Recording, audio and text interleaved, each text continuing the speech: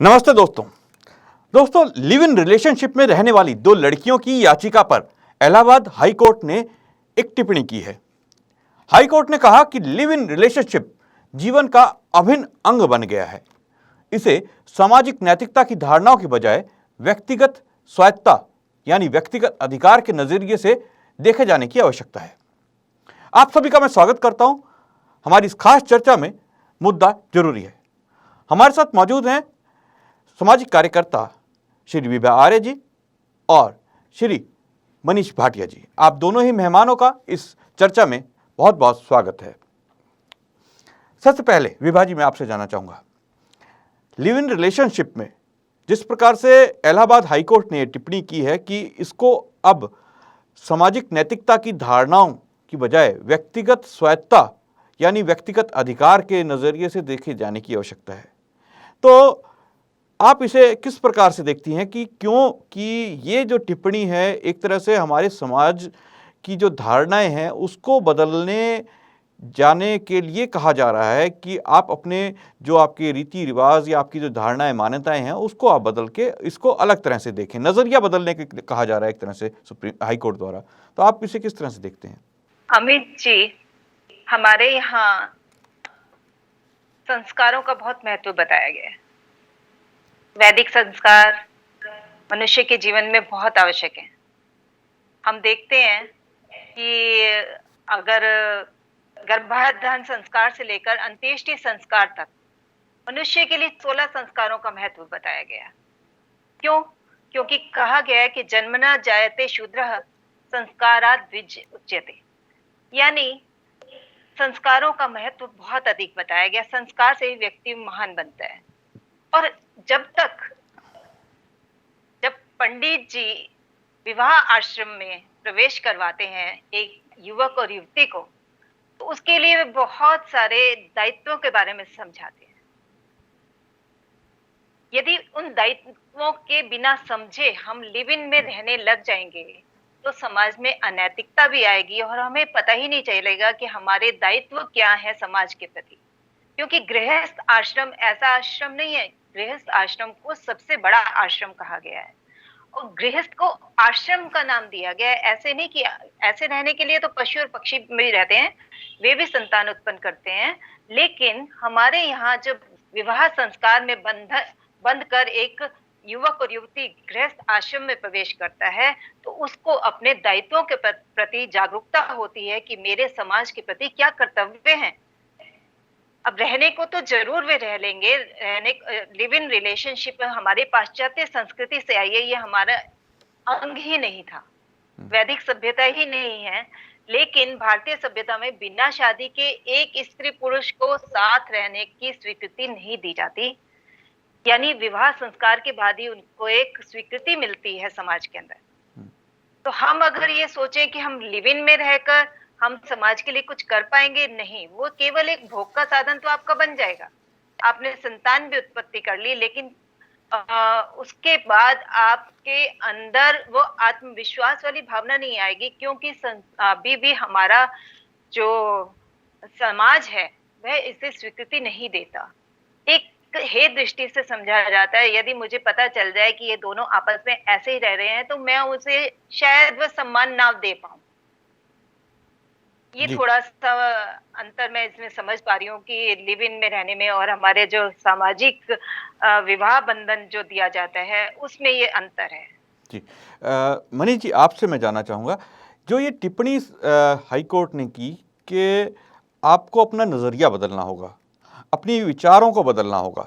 अब अगर हम इसे इस तरह से देखते हैं कि हिंदू सनातन विचारधारा और हिंदू सनातन धर्म एक विचारधारा जीवन जीने का एक ढंग तरीका है कहा जाता है, तो ये जो हाई कोर्ट की टिप्पणी है कि आप अपना नज़रिया बदलिए, क्योंकि हमारा जो संविधान का अनुच्छेद 21 है वो गारंटीकृत जीवन और व्यक्तिगत स्वतंत्रता का अधिकार देता है और इसका हनन होता है अगर हम किसी को लिव इन रिलेशनशिप से रोकते हैं। तो इस तरह की बहुत सारी बातें की गई हैं, इस तरह के केसेस में की जाती हैं।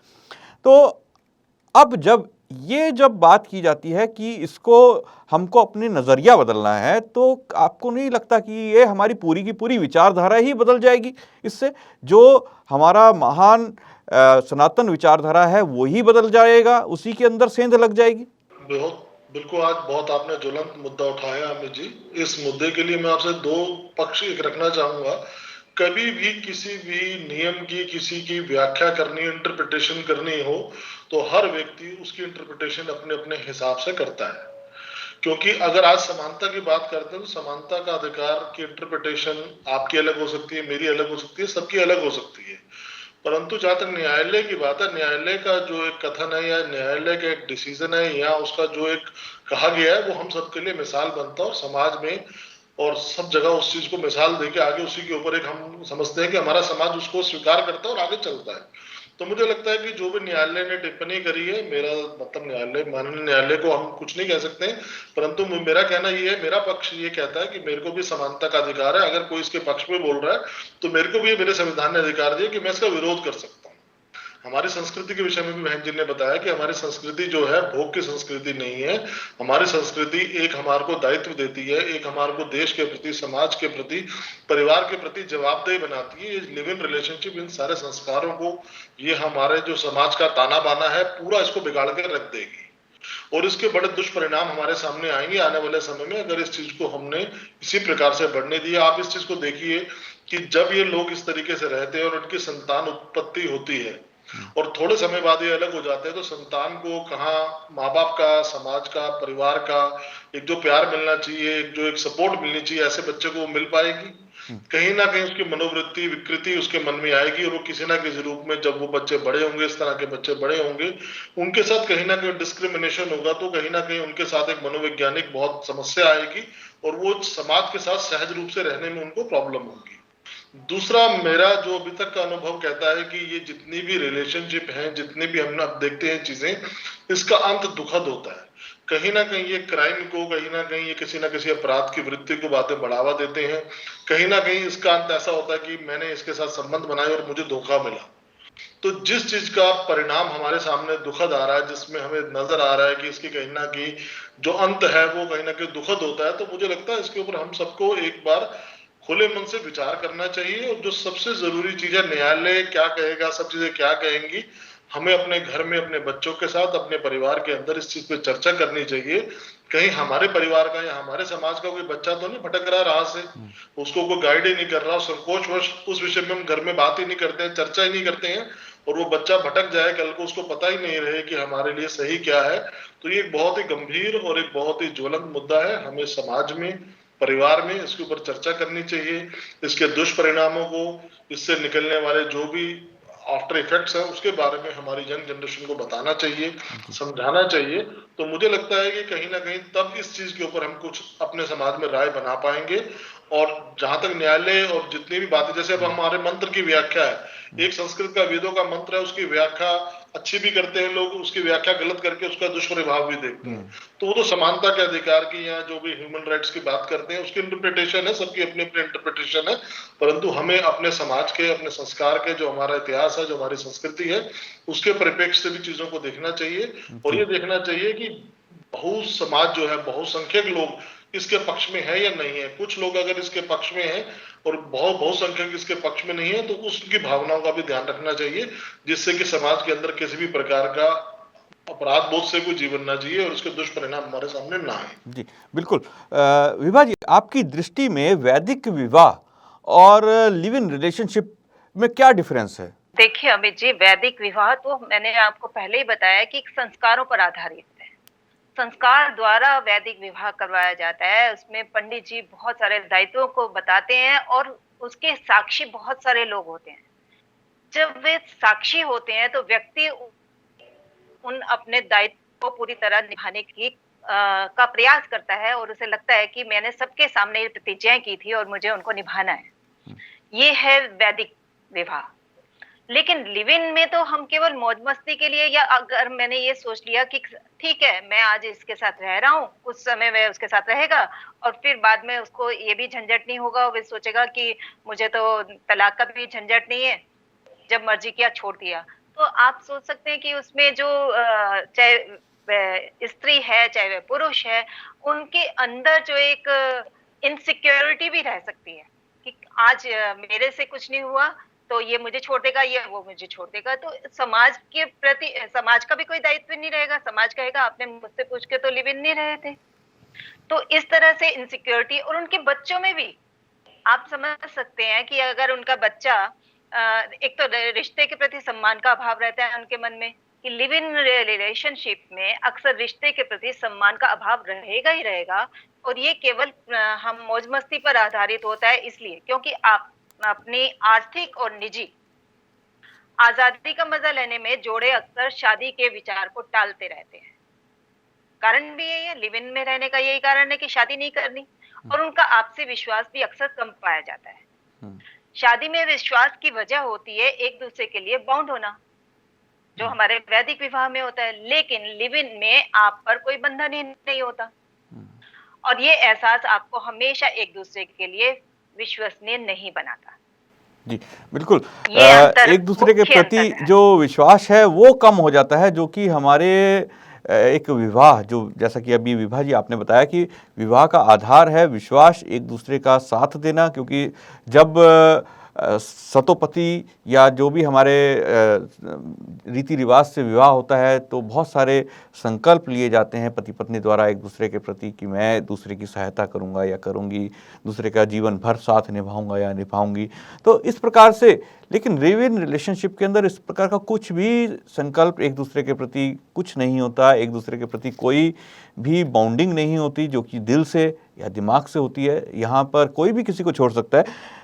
तो मनीष जी, ये जो लिव इन रिलेशनशिप आज हम देखते हैं कॉन्सेप्ट, और अभी जो चर्चा अभी चल रही है, आपने भी कहा कि इससे बहुत सारे अपराध भी बढ़ते हैं। विभा जी ने बताया कि बहुत सारी इनसिक्योरिटी आती है लोगों के अंदर, बच्चों के अंदर भी आती है। तो एक और चीज़ भी मेरे को लगता है कि शायद इससे परिवार ही ख़त्म हो रहे हैं। ना तो उस बच्चे का पिता का कुछ पता होगा, क्योंकि सिंगल मदर या सिंगल फादर उसको अगर ग्रो अप करेगा, बढ़ाएगा, उसको उसका पालन पोषण करेगा, तो उसका ना चाचा ताऊ कोई नहीं होगा। जैसे हम विदेशों में देखते हैं, सब अंकल आंटी सब वो ही होंगे, कोई उसका रिश्तेदार नहीं। परिवार जो आज छोटे छोटे परिवार हैं वो बिल्कुल ही खत्म हो जाएंगे। बिल्कुल ठीक कह रहे हैं आप। मैंने तो बोला कि हमारा जो सामाजिक ताना बाना है बिल्कुल बिगड़ जाएगा इससे, और आने वाले समय के अंदर एक ऐसी बहुत बड़ी जनसंख्या हमारे यहाँ बन जाएगी जो हमेशा अभाव में, इनसिक्योरिटी के उसमें ही रहेगी। जिस प्रकार से अभी विभा जी ने बताया कि एक जनरेशन से दूसरी जनरेशन को संस्कार ट्रांसफर करते हैं, इसी प्रकार से हमारे यहाँ परंपरा है कि एक जनरेशन से दूसरी जनरेशन को हम अपनी वेल्थ, अपनी प्रॉपर्टीज, अपनी जितनी भी हमारी एक मतलब पीढ़ी से दूसरी पीढ़ी को हम ट्रांसफर करते हैं, वो वाला सिस्टम भी बिगड़ जाएगा। पता ही नहीं लगेगा। अगर आज कोई लिव इन रिलेशनशिप में रह रहा है, उसकी संतान होगी और 2 साल बाद वो शादी कर लेता है और शादी के बाद उसके बच्चे हो जाते हैं, तो उनमें झगड़े शुरू हो जाएंगे उन चीजों को लेके कि भी मैं भी संतान हूं, मैं भी संतान हूं। तो बिल्कुल हम एक जिसे कहते हैं अराजकता की तरफ चले जाएंगे। हमें अपनी संस्कृति के ऊपर गर्व होना चाहिए। विदेश के लोग, पश्चिमी के लोग अपनी उन भोग की संस्कृति से परेशान होकर हमारे देशों में आते हैं, यहाँ की संस्कृति को समझते हैं, प्रभावित होते हैं, और उसके अंदर आके अपने आप को ये समझते हैं कि हम सही दिशा में अब मिल पाए, और हम उस चीज को छोड़ते जा रहे हैं। तो ये तो बहुत ही दुखद है। दूसरी चीज मुझे लगती है कि इसके हमको एक दृष्टिकोण और रखना चाहिए कि ये लिव इन रिलेशनशिप में रहने की एक वजह मुझे और भी नजर आती है, शायद आप लोग भी इससे सहमत होंगे, कि हमारे देश के अंदर बहुजातीय या अलग अलग संप्रदायों में आपस में विवाह करने के ऊपर रोक है। तो जब वो बच्चे पढ़ लिख जाते हैं, गांव से, छोटे शहरों से, कस्बों से निकल के शहरों में आके रहते हैं और एक दूसरे को चाहने लगते हैं, तो उनके मन में ये हमेशा डर रहता है कि उनके परिवार या जिस भी क्षेत्र से वो आए हैं, कहीं ना कहीं पंचायत खाप या कहीं ना कहीं गोत्र, इस तरह की चीजों की वजह से उनके रिश्ते को स्वीकार नहीं किया जाएगा। उस वजह से भी मुझे लगता है कि कहीं ना कहीं इस चीज को बढ़ावा मिल रहा है। तो हमें इस चीज के प्रति भी समाज के अंदर जागरूकता फैलानी चाहिए कि हमें जाति के आधार पे और छोटे छोटे जो हमने अपने सिस्टम बना लिए हैं, किसी ना किसी गोत्र पंथ जो भी बना लिए हैं, उनके आधार पे जो हमने रिस्ट्रिक्शंस लगाई हुई हैं रिश्ते करने में, अगर बच्चे पढ़े लिखे हैं, एक दूसरे को समझते हैं, तो हमें उनको कहीं ना कहीं उनके रिश्ते को स्वीकार करना चाहिए। अगर उस चीज को भी हम थोड़ा सा इंप्रूव करेंगे तो मुझे लगता है कि जो लिव इन रिलेशनशिप के अंदर की आड़ में उस तरह के बच्चे भी हैं जो जिनको हमेशा इनसिक्योरिटी रहती है कि उनके विवाह को कहीं ना कहीं स्वीकार नहीं किया जाएगा समाज में, वो भी उस चीज का सहारा लेके रहते हैं। तो थोड़ा थोड़ा जागरूकता, थोड़ी थोड़ी चीजों को समझ के जो हमारी पास्ट के अंदर जितनी भी हमारे सिस्टम के अंदर गलतियां हम लोगों से हुई है या कहीं ना कहीं वो ऐड ऑन हो गई है, उसको भी इम्प्रूव अगर हम करेंगे तो मुझे लगता है कि इस चीज के प्रति हम कहीं ना कहीं एक आगे बढ़ के इसको कम करने में मदद करेंगी ये चीजें हमारी। जी, बिल्कुल सही कहा। विभा जी, आपसे मैं जानना चाहूँगा कि अगर हम अपनी विचारधारा को बदल लेते हैं, जैसा कि सुप्रीम कोर्ट की टिप्पणी है, अब वो टिप्पणी उन 2 केसों के लेकर की गई है, लेकिन ये टिप्पणी जिस प्रकार से सुप्रीम कोर्ट ने लिव इन रिलेशनशिप को मान्यता दी और उसके बाद आज एक फैशन शो चल गया है, लोग बड़े-बड़े शहरों में आते हैं, माँ-बाप से दूर होते हैं, बच्चे लिव इन रिलेशनशिप में रहना शुरू कर देते हैं। तो आपको क्या लगता है, इससे क्या नुकसान, क्या-क्या आप महसूस करती हैं इससे होंगे? अमित जी, वैसे नुकसानों की चर्चा काफी हो चुकी है कि हमारे समाज में अराजकता फैलेगी। नेचुरली कोई किसी के साथ रह रहा है, कोई किसी के साथ रह रहा है, बंधन कोई है नहीं, समाज का बंधन नहीं है, उनके ऊपर किसी चीज का बंधन नहीं है। जो हमारे विवाह संस्कार होते हैं वे एक बंधन में बंधे होते हैं। इनके लिए कोई बंधन ही नहीं रहेगा तो अराजकता तो होगी। उनके बच्चों को देखिए, वे ये नहीं सोचेंगे कि ये मेरे माता-पिता हैं, आज कोई और है, कल कोई और होगा उनका माता-पिता। क्या अराजकता नहीं है? जब बच्चों के अंदर ऐसे संस्कार आएँगे तो वे आगे आगे नेक्स्ट पीढ़ी तक जाते-जाते क्या अराजकता हमारे देश को देकर जाएँगे, समाज को देकर जाएँगे, ये तो हम सहज ही अनुभव कर सकते हैं। और दूसरी बात ये है कि पहली चीज़ तो ये कि आमतौर पर देखा गया है कि ऐसे जोड़ों की जो संतानें होती हैं, वे नियमों और कायदों के प्रति सम्मान की भावना नहीं रखती। क्योंकि उन्हें पता है हमारे माता-पिता ने भी कोई नियम कानूनों का पालन नहीं किया तो वे भी नहीं करेंगे। और साथ ही वे बेहद असुरक्षित भी महसूस करते हैं वे बच्चे। उन्हें पता है, उन्हें ऐसा लगता है कि क्या पता आज मेरे माता-पिता मेरे साथ हैं, कल किसी और के साथ होंगे। उनके अंदर भी असुरक्षा की भावना होगी और दूसरी उनमें अविश्वास की भावना भी कर जाती है। अगर उनके माता-पिता अलग हो जाते हैं, तो उनकी सामाजिक स्थिति भी काफ़ी विचित्र होती है। वो कभी भी किसी भी पारिवारिक माहौल को नहीं समझ पाते और उन्हें भावनात्मक और कानूनी दोनों तरह से कोई विरासत नहीं मिलती। मनीष जी, मैं आपसे जानना चाहूँगा कि आखिर आज हमारे समाज के अंदर बहुत सारी ऐसी बातें हैं, लिव इन रिलेशनशिप एक हम जिस पे आज चर्चा कर रहे हैं, इसके अलावा समलैंगिक संबंध और ये सब चीज़ें आखिर आप क्या कारण मानते हैं? क्या पाश्चात्य सभ्यता में ये सब चीज़ें हैं, इसलिए आज हम इसको अपना रहे हैं? क्या कारण है? क्योंकि हम जो है क्यों बहुत ये जो युवा पीढ़ी है इस तरफ जा रही है, क्या कारण आप मानते हैं? किन कारणों को? सोशल मीडिया, टेलीविज़न, मूवीज़ कि आपको लगता है क्यों हो रहा है ऐसा? बिल्कुल ठीक कह रहे हैं अमित जी। हमारी संस्कृति के ऊपर चारों तरफ से हमले हो रहे हैं, आर्थिक रूप से, सांस्कृतिक रूप से और हमारे धर्म के ऊपर। जो चारों तरफ से हमले हो रहे हैं, ये उसी का एक प्रोजेक्ट है। एलजीबीटी जिसको नाम दिया गया है, या लिव इन रिलेशनशिप नाम दिया गया है। जिस तरीके से हमारी संस्कृति को, वैदिक संस्कृति को, प्राचीन संस्कृति को, हिंदू धर्म को नष्ट करने के लिए चारों तरफ से कहीं ना कहीं आर्थिक रूप से, कहीं ना कहीं आप ये देखिए आतंकवाद के रूप में, क्षेत्रवाद के रूप में, आप पूरा नॉर्थ ईस्ट देख सकते हैं। नॉर्थ ईस्ट का पूरा डीएनए चेंज हो गया, केरल के अंदर चेंज हो गया। वही बदलाव वो चाहते हैं पूरे देश के अंदर हो, जिससे कि जितने भी उनके ये नाकाम जो इरादे हैं, जो हमारे को देश को उन्होंने 500 साल गुलाम रखा परंतु हमारी संस्कृति को नष्ट नहीं कर पाए, इस तरीके से वो चारों तरफ से हमले करके भोग की संस्कृति को बढ़ा के टेलीविजन के माध्यम से, इंटरनेट के माध्यम से हमारे युवा पीढ़ी के मन में कहीं ना कहीं अपने धर्म के प्रति एक दक्यानुसी विचार आए। उनको लगे कि उनका जो धर्म है पाखंड से भरा हुआ है। उस तरीके के यूट्यूब आप देखें भरा पड़ा है, सोशल मीडिया पूरा भरा पड़ा है। तो कहीं ना कहीं मुझे लगता है कि वो जो एक आपने कई मुद्दों में इस चीज को उठाया है, जितने भी षड्यंत्र चल रहे हैं, उन षड्यंत्र का ये एलजीबीटी और लिव इन रिलेशनशिप एक हिस्सा है।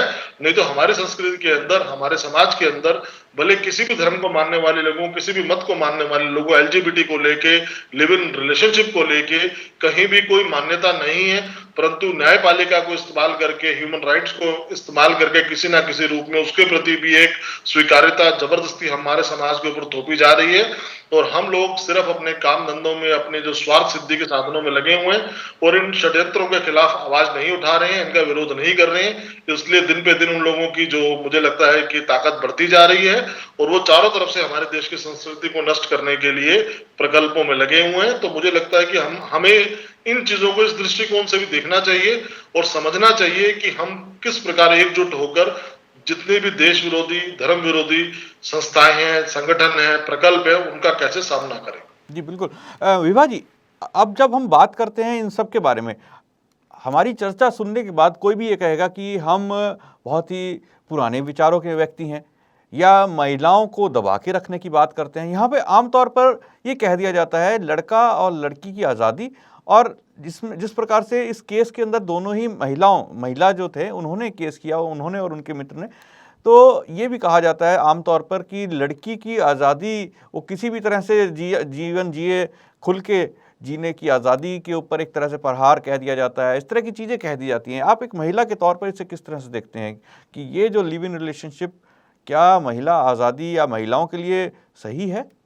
देखिए, जब व्यक्ति केवल अपना स्वार्थ ढूंढता है तो वो एक आजादी का नाम ले लेता है।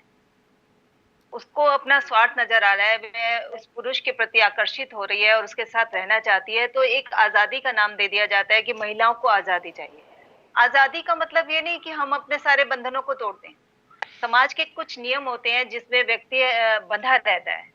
हम एक बचपन में ऐसे लिखते थे, मनुष्य एक सामाजिक प्राणी है। सबसे पहली लाइन हमारी यही होती थी। तो वो सामाजिक प्राणी का मतलब क्या हुआ कि समाज में रहकर समाज के बंधनों में बंध कर हमें जीना होता है। और उसमें ये नहीं कि हमारे ऊपर बहुत सारी रोक टोक है। ऋषि मुनियों ने ये नियम ऐसे नहीं बना दिए थे। ऋषि मुनियों द्वारा बने हुए नियम है हमारे वैदिक नियम।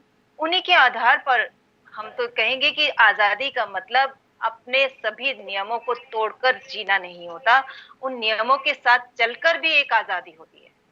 हम क्या सोचते हैं कि गृहस्थ में बनने के बाद आजादी नहीं रहती? आजादी तब भी है, लेकिन लिव इन में रहने के बाद भी मैं तो कई नियम ऐसे पढ़ रही थी जिसमें नियम में ये बताया गया कि उसे आपस में एक दूसरे का सहयोग करना होगा। जैसे विवाह के पश्चात होता है, उसी तरह से लिव इन में भी कई नियम बताए गए कि कपल को एक साथ ही पति पत्नी की तरह रहना अनिवार्य होगा। उन्हें एक दूसरे का सामान संयुक्त रूप से साझा करना होगा।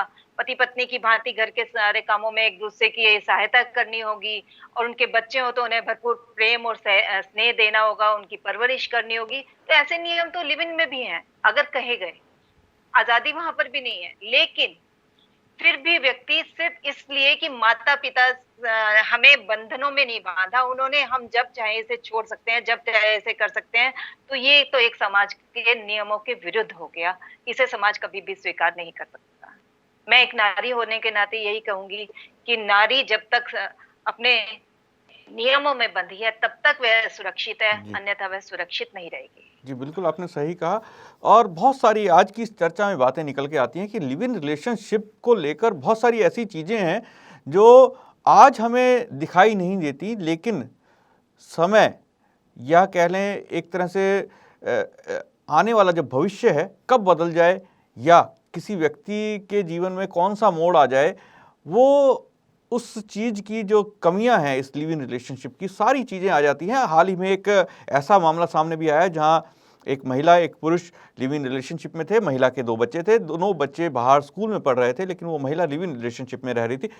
कोविड के दौरान उस महिला की मृत्यु हो गई। आज वो दोनों ही बच्चे अनाथ हैं, क्योंकि वो पुरुष का कुछ भी उन बच्चों के प्रति बाउंडिंग नहीं है, वो उनका पिता नहीं है, वो उसका एक मित्र है उस महिला का, तो आज वो बच्चे बिल्कुल अनाथ हैं। तो इस तरह की चीज़ें समय बदलने पर पता चलती हैं कि किस प्रकार से इसके दुष्प्रभाव आते हैं। और आजकल सरकारें लिव इन रिलेशनशिप को बहुत सारे कानून बना रही है, और हो सकता है कि आने वाले समय में कोई ऐसा कानून भी आ जाए लिव इन रिलेशनशिप के लेकर कि कितने समय तक दोनों को रहना है, क्या करना है। जैसा कि विभा जी ने अभी बताया कि इस तरह के बहुत सारे कानून भी लिव इन रिलेशनशिप को लेकर आए हैं, लेकिन जैसे जैसे हमारे देश के अंदर भारी संस्कृति का दबदबा बढ़ रहा है, भारी निवेश आ रहा है और ओपन मार्केट हो रही है, दुनिया पूरी की पूरी भारत के अंदर इन्वेस्ट कर रही है, तो बाहर का कल्चर भी आ रहा है। लेकिन ये जो चीज़ें आने के बाद हमारी संस्कृति पर प्रहार हो रहे हैं, ये